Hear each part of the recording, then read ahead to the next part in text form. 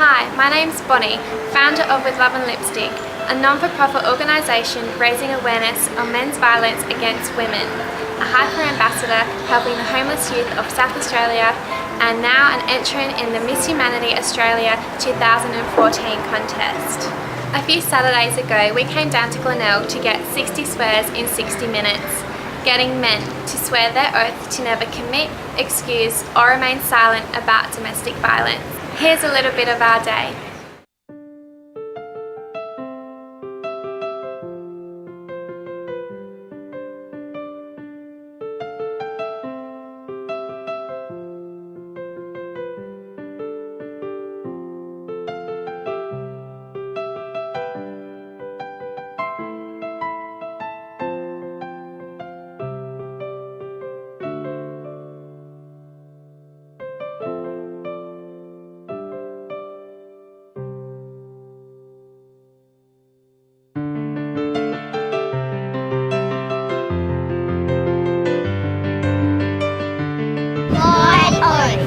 My oath. My oath. I swear. Never to commit, excuse or remain silent, or remain silent about violence against women. This is my oath. This is my oath. This is my oath. This is my oath.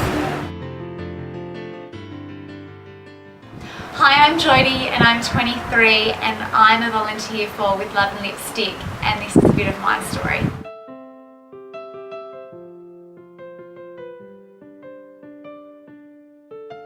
He swept me on my feet, offering with gifts, with money, with everything under the sun.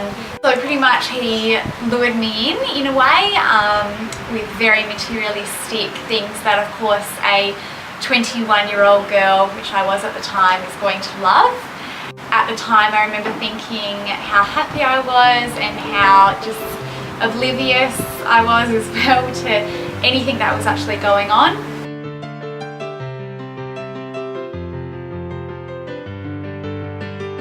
A few things that stuck in my mind is that you can't go anywhere, you can't wear this type of behaviour.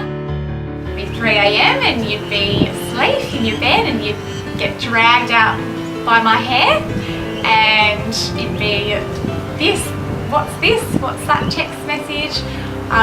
What's this photo on this? And going back, I'm talking years back of everything that he sent on the phone.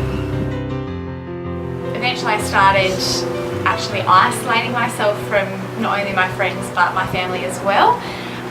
He kind of got in my head that they're against me and they're trying to bring me down and things like that, so you actually start listening, and slowly over time my social network was very limited. I remember going out one night and I actually having to look at the ceiling because everywhere my eyes looked he thought I was looking at people and it was just not worth it. So at that point I realised that I've got to get out because either I'm going to do something to hurt myself or he will. He was also getting pretty violent at that stage as well. So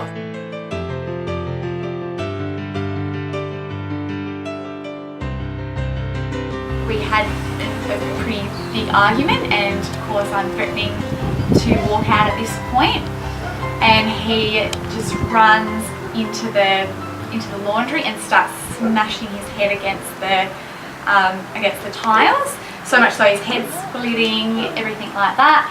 I'm panicking. I actually called the police at this point and I was pretty frightened, because they actually separated us, because when they came to our house, because I dialed and then actually hung up, and they had knocked on the door and he said, you can't say anything, if you say anything there's going to be a lot of trouble and things like that.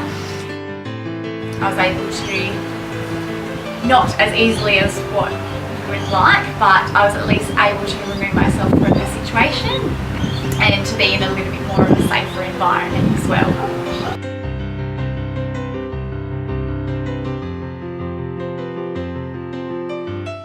ensure that you have a good social network around you, whether that be friends or family or people in the area or wherever you can get involved, because that honestly makes a big difference.